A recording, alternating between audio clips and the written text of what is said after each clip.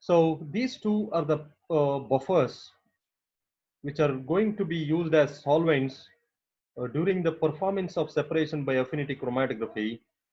So primary buffer and elution buffer, they will not be same during the separation by affinity chromatographic technique. As per the property of the protein molecule present in the sample, we are going to choose these buffers. Next, other important component for affinity chromatographic separation is spacer arms.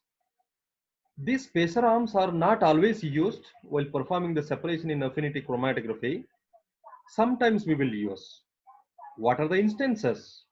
When do we use these spacer arms? Say for example, matrix is attached by the ligand and the ligand interaction with the matrix has created some hindrance, steric hindrance.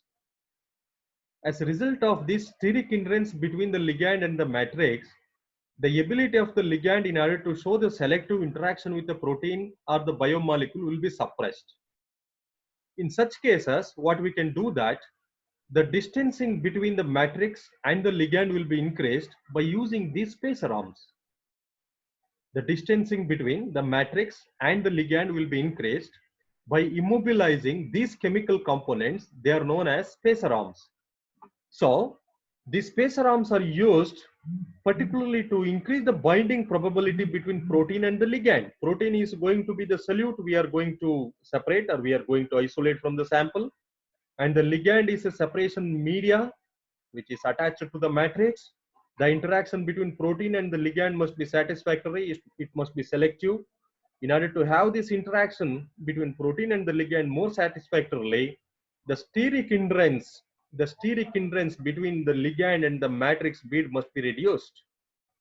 The steric hindrance, once reduced, it is understood that the distance between the ligand and the matrix is increased. As a result of the increased distance between the ligand and the matrix, there is appropriate functioning of the ligand can be expected while binding the biomolecule with the ligand. Therefore, these spacer arms will be playing very important role in affinity chromatographic separation whenever the ligand is going to bind it with the matrix inappropriately or inadequately. In order to avoid this unwanted interaction of the ligand with the matrix, or in order to enhance the binding ability of the ligand with the solute molecule, these spacer arms are used. Of course, these spacer arms are also chemical compounds. So these chemical compounds should neither chemically nor structurally affect the sample or the ligand. Ligand is also a chemical compound. Solute present in the sample are also chemical compounds. So the spacer arm is also a chemical compound. The spacer arm is selected in such a way that it should neither chemically or structurally impact the sample or the ligand. So these spacer arms, I will show you what are the kinds of spacer arms will be used in order to bind with the ligand and the matrix, in between ligand and the matrix. The attachment will be done in two ways: single point attachment and multi-point attachment. The spacer arm attachment will be done in two ways: single point attachment and multi-point attachment. Single point attachment is going to provide high flexibility for the ligand, because the reactive moieties over the surface of the ligand will be freely available, so it is more flexible. Its reactive ability or reactive efficiency with the biomolecule will become flexible. And if you follow single point attachment, easier ligand access to the sample's active site can be expected. But when you go to multi-point attachment, the multi-point attachment will be strong and we can expect less degradation of the ligand, even spacer arms, but it is going to impede the binding between the ligand and the sample.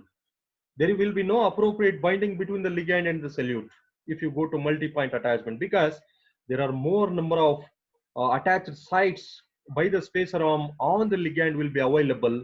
Therefore, definitely it is going to impede the binding between the ligand and the sample.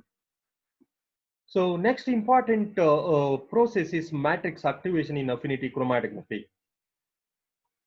Once the matrix is immobilized in a primary buffer and attached by a ligand, we must block all those groups on the matrix so that the solute which is going to be passed through the chromatographic column in the later stages should not interact with the matrix. So, to make matrix ready to use for the process, we must activate the matrix first. In order to use the matrix ready for the separation process, in order to make it ready for the separation of proteins or biomolecules, we must ready with the matrix.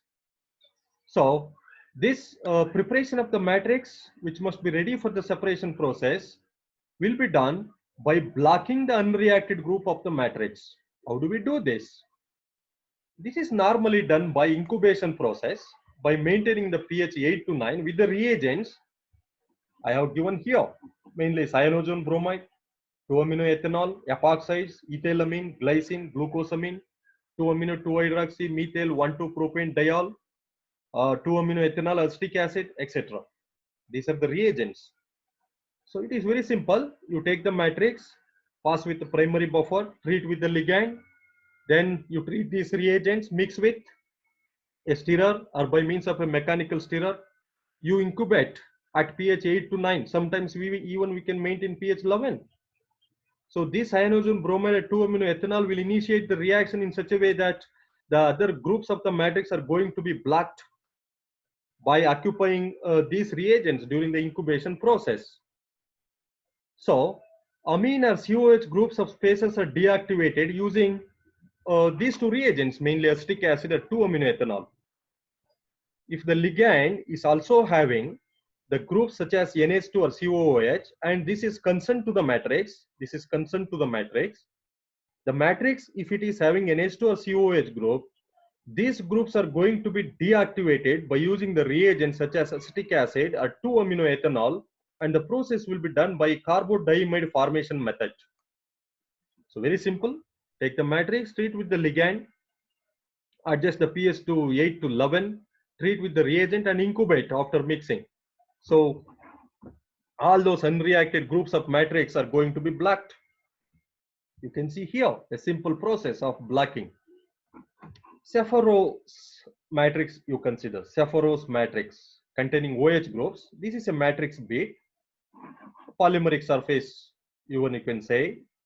OH group is present, cyanogen bromide is the reagent. In the presence of alkaline medium, if you incubate, the hydrogen of this OH group will be removed and get attached with the cyanide group. So cyanoxy group is going to be mobilized over the Sapphoros matrix.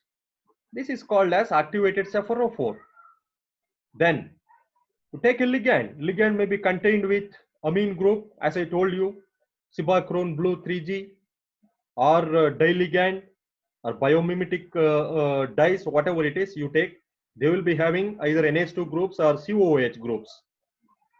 Once the activation is done by using the reagent cyanogen bromide or any other reagent as I showed in the previous slide, you treat with the ligand. Again you incubate by mixing.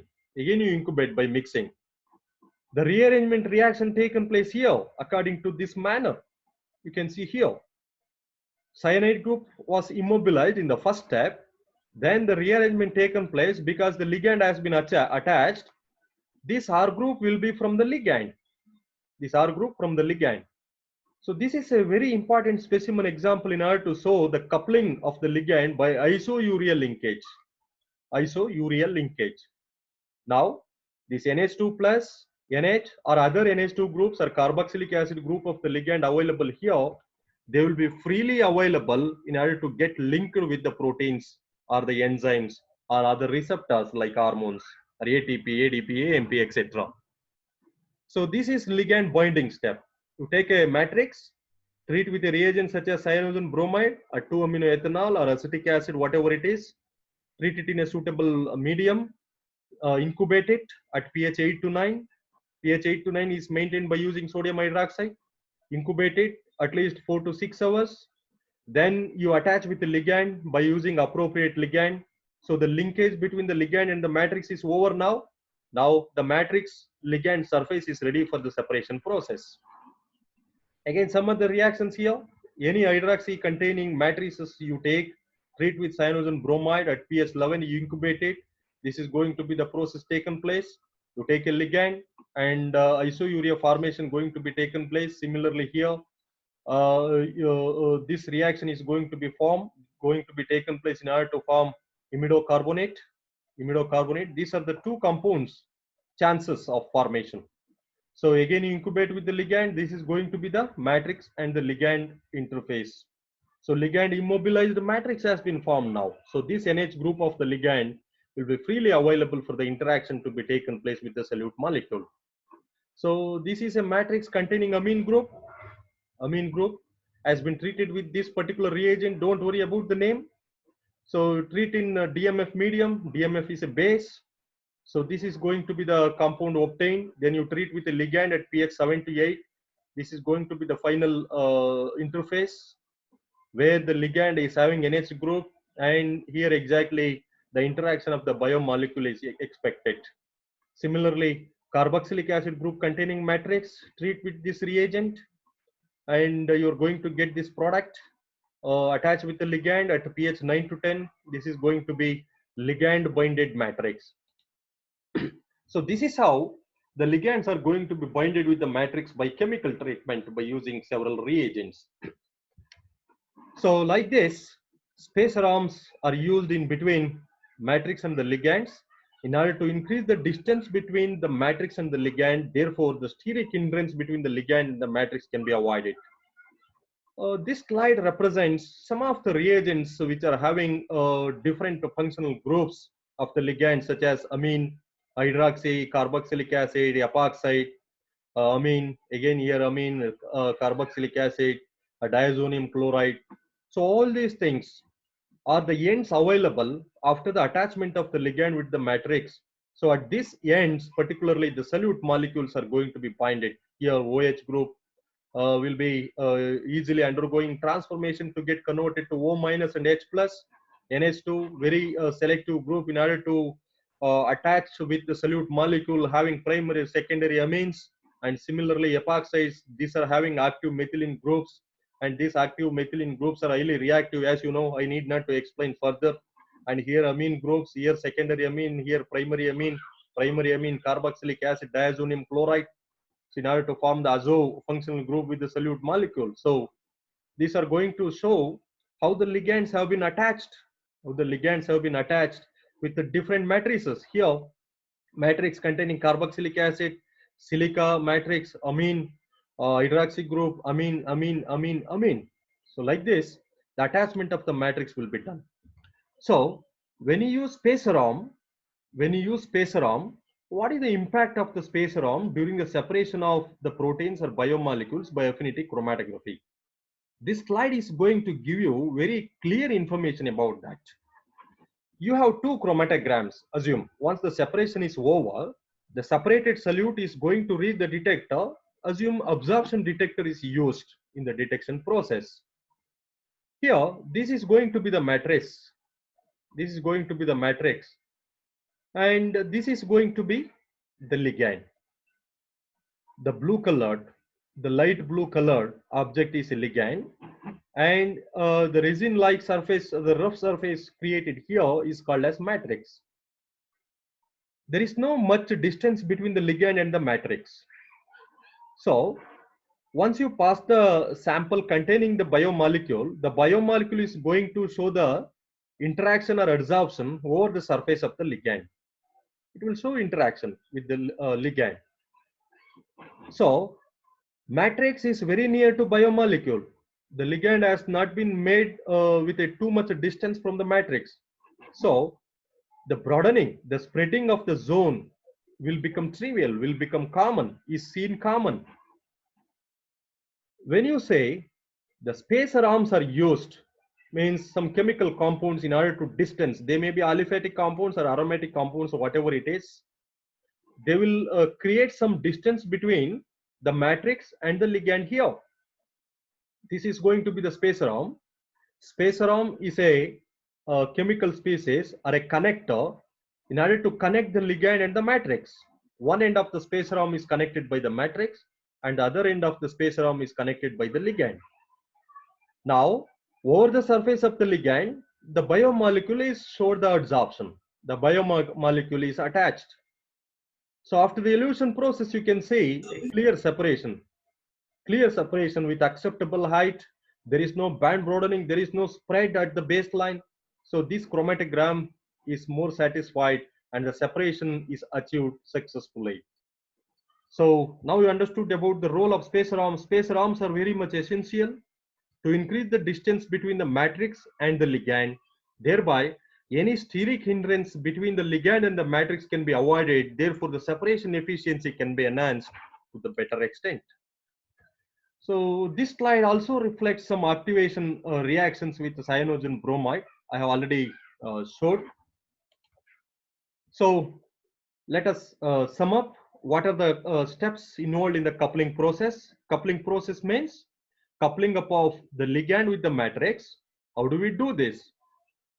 First, you have to treat the matrix with a primary buffer at least for 1 hour, so that any particulate matters present in the matrix will be removed out during the passage of this primary buffer. Then you have to wash the matrix with the buffer, at least 200:1 of the buffer, and the buffer used here must be same as buffer used here, primary buffer only. For washing, you have to dilute the buffer. For treating the matrix, you have to use the concentrated buffer. Okay. After washing is over, add the ligand to the chromatographic column and incubate with the reagent such as cyanogen bromide or acetic acid, etc. for 2 to 4 hours by maintaining the pH 7 to 11 or 7 to 13.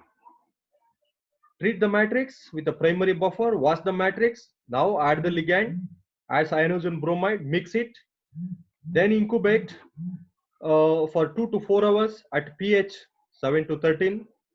Remove the surplus ligand by washing with the buffer again. So any ligand unbounded with the matrix, any ligand not covalently linked with the matrix, that can be removed by washing with the buffer, maybe 200:1 or 100:1 or 50:1, whatever it is. And treat with the blacking agents. As I showed you, blacking agents are used in order to black the unreacted groups of the matrix. Then you wash the matrix. Now the matrix is ready. You can store at 4 to 8 degrees Celsius. As and when required, you can use that matrix for the separation process. So these are the steps we must follow during the activation of the matrix. First, you have to treat the matrix with the buffer. Then you have to wash the matrix with the buffer. How to add the ligand and incubate with the incubating reagents such as cyanogen bromide or acetic acid. And you have to remove the surplus ligand by washing with the primary buffer. You have to treat the blocking agents in order to block the unreacted groups of the matrix. You have to wash the matrix properly with the washing buffer. And you can store the matrix at the temperature 4 to 8 degrees Celsius. Okay. Next, once the column is ready, the next step is going to be the initiation of the separation process by introducing the sample. Next, sample introduction. First, you have to find out the tissue which is containing biomolecule. Then cellular extract you have to prepare. The endogenous substances present in that cellular extract are removed. Then the sample is ready for the introduction into the affinity chromatographic column. So appropriate pre-treatment will be done, then introduce at appropriate flow. Flow rate is very, very important here, because if you maintain greater flow rate, that will remove out all those matrices out of the chromatographic columns. So you must be very careful. Neither higher flow rate nor low flow rate must be maintained, must be employed during the introduction of the sample. Sample retention will not have any scope, so it will be moving at higher flow rate. So appropriate flow rate must be adjusted during the introduction of the sample. So once the sample is introduced, by dissolving the sample in a suitable solvent or a primary buffer, then you switch over to the elution buffer. This is called a secondary buffer, the elution buffer. While performing the elution process, the concentration and acidity of the buffer is very, very important. The concentration must not be very high, the concentration must not be very low. So in order to remove the unbounded proteins, you will use lower concentrations of the elution buffer. Acidity will be lower. In order to remove the weakly bounded proteins, you will increase the concentration of the buffer slightly, or you will increase the acidity of the elution buffer slightly. Then in order to remove all those proteins showed binding, with the ligand by increasing the concentration or acidity of the elution buffer. But while doing so, it should not chemically or structurally interfere with the ligand. The ligand property must be retained, must be intact. It should not be disturbed. Whatever the concentration or acidity of the elution buffer you are going to maintain, the ligand property must be maintained intact. So buffer must be innocuous. It must be not harmful to the ligand or spacer arm or the matrix. There are three objects are present in the column, not only protein. Ligand is present, to which the proteins are binded.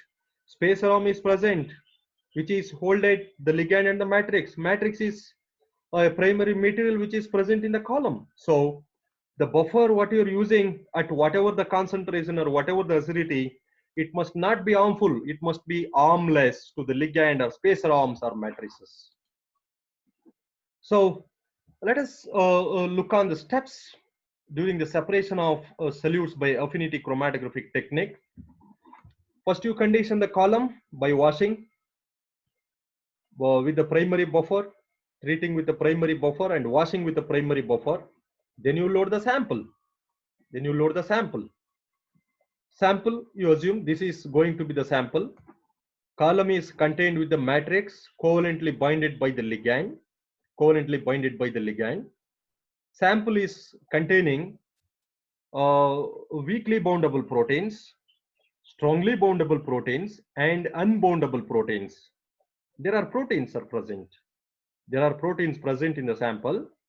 Three kinds of proteins must be present: strongly boundable to the ligand, weakly boundable to the ligand, and unboundable to the ligand. These are the three kinds of proteins will be present. So that sample you will be introducing to the chromatographic column. So the selective interaction between the ligand and the solute is going to be taken place through the matrix of affinity beads. These are called as affinity beads. Sample containing strongly boundable proteins, weakly boundable proteins, and unboundable proteins. Whatever you assume the shape, regardless of the shape I am explaining. So this is the matrix bead to which the ligand is attached. Now, whatever the sample you have introduced, they are going to traverse through the chromatographic column. So they will find their own interaction over the surface of the ligand. They don't interact with the matrix. You can see here, all these things are unboundable proteins. Unboundable proteins, you can see. If there is no interaction taken place between the ligand and the protein, they are called as unboundable proteins. All those proteins which are having strong interaction with the ligand, they are strongly boundable proteins. And the intermediate between these two extremes, they are called as weakly boundable proteins. So this is another diagram showing this is a bead of the matrix. Here, this is going to be the ligand, and these pills typed images represent the protein molecules, how they are going to bind. And this X represents the ligand. So to the surface of the ligand, the protein molecules are going to bound. Here you can understand in a better manner. So you will start the elution process once the sample introduction is over. Elution is nothing but passage of the buffer at lower concentration, which is secondary buffer, which is elution buffer, through the chromatographic column. During the elution step, at the first step, all those unboundable proteins are eluted. Wash off proteins that do not bind. When you start the elution with lower concentration of the buffer, all those proteins unbounded with the ligand are going to be eluted. If you slightly increase or if you continue the elution process, all those proteins loosely bind or weakly bind to the ligand are going to be eluted.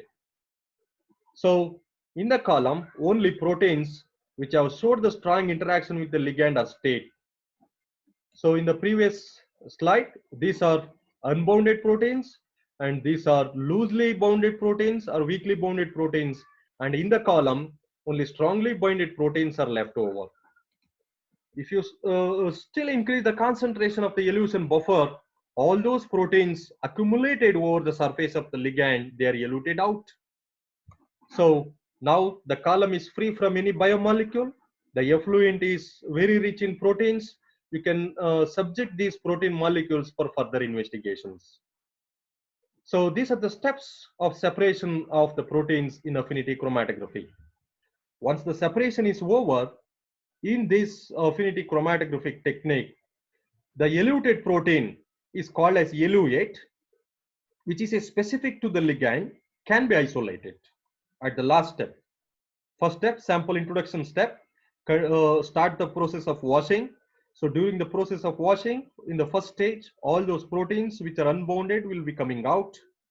Then if you continue the washing process, all those proteins which have loosely bound or weakly binded, their force of attraction with the ligand will be less. Therefore, they will be eluted out. Then at last, the protein molecules which have better interaction with the ligand, they are eluted out. And hence, we have isolated them from the unbounded proteins and weakly bounded proteins. Now you have got three different groups of protein molecules: strongly bounded proteins, weakly bounded proteins, and unbounded proteins. So once the isolation is over, you can check the purity or activity of these proteins by subjecting them for gel electrophoretic techniques or immunoelectrophoresis techniques. So here, the movement of the protein molecules will be studied in between the charged electrodes. In this gel electrophoretic or immunoelectrophoretic technique, the movement of these protein molecules will be studied by using SDS as a medium. SDS means sodium dodecyl sulfate. So the purity and activity can be determined by means of this SDS page or immunoelectrophoresis technique. Let us move on to the applications of this affinity chromatographic technique. So I have been telling from the beginning of my talk, this is a highly powerful tool for purification of proteins or biomolecules using a specific ligands, So using a specific DNA sequence as a ligand, you can use any typical DNA sequence as a ligand. This DNA sequence ligand will become selective to bind the substances which are likely to possess the property of these DNA sequences. So the proteins can be isolated, and these proteins are possessing the property of this DNA sequence. So DNA sequence will be a ligand. The interaction between the proteins which are possessing the property of DNA sequence will be taken place with the DNA sequence, so they are binded strongly. All those weakly bounded proteins or unbounded proteins are eluted out. Similarly, enzymes can also be isolated using different ligands by the process of bioselective adsorption. Enzymes are also proteins. Different amino acids will be present over there. Amine group will be present, carboxylic acid group will be present. So by utilizing this amine or carboxylic group containing ligands, we can separate the proteins having NH2 or carboxylic acid groups. So enzymes can also be separated.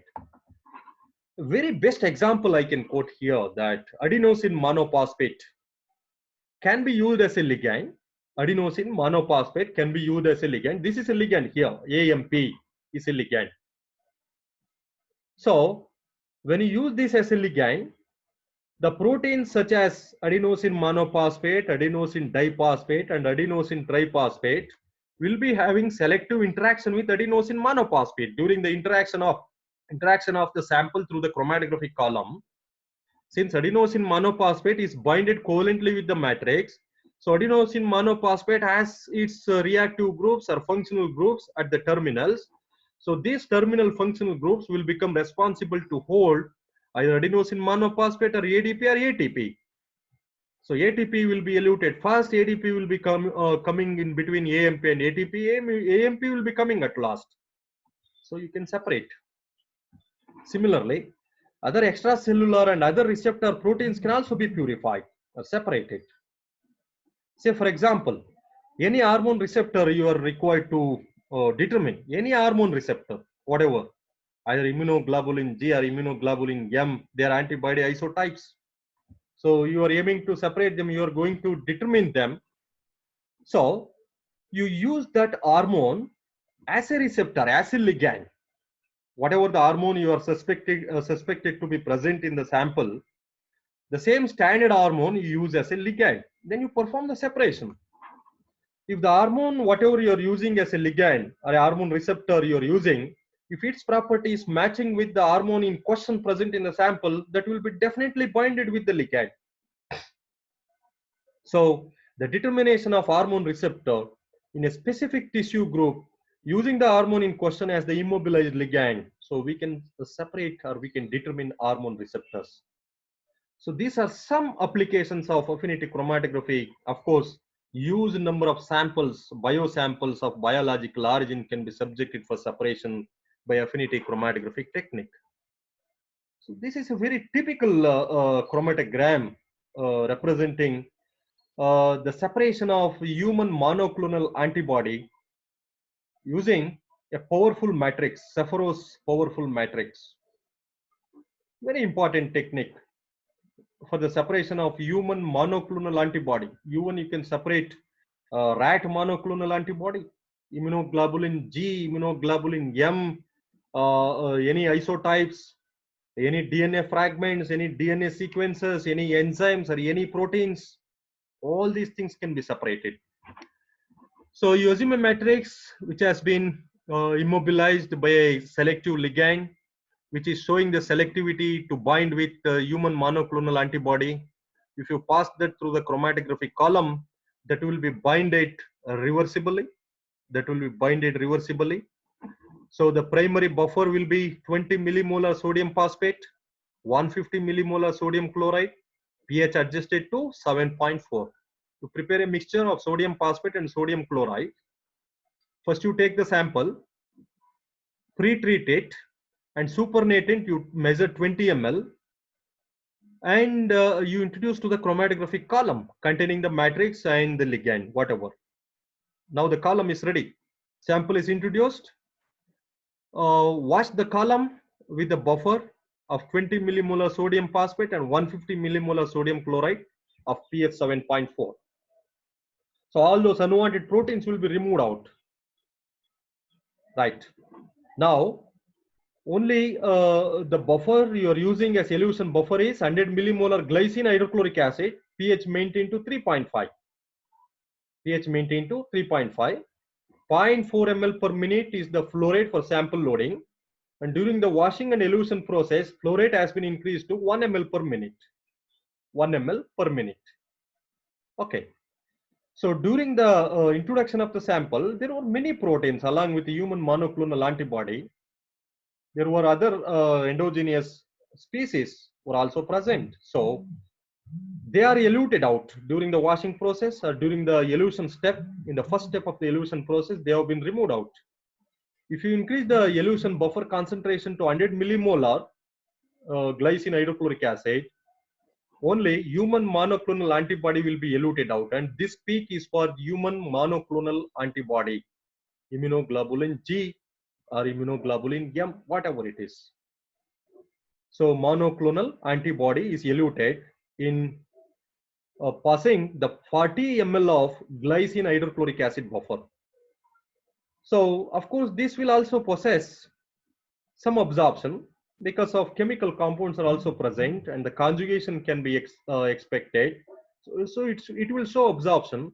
So absorption detectors can be used. Absorption detectors can be used. This big peak is for the solvent. This is for the solvent. You can ignore this. So this should be there in the chromatogram, particularly in affinity chromatography.